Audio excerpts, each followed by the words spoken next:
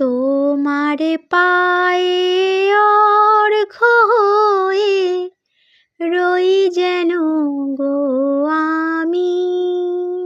তোমার পায়ে অর্ঘ্য হয়ে রই যেন গো আমি।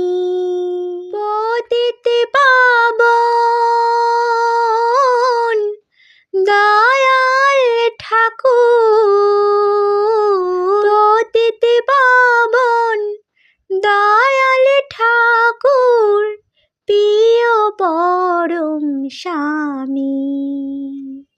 তোমার পায়ে অর্ঘ্য হয়ে রই যেন গো আমি।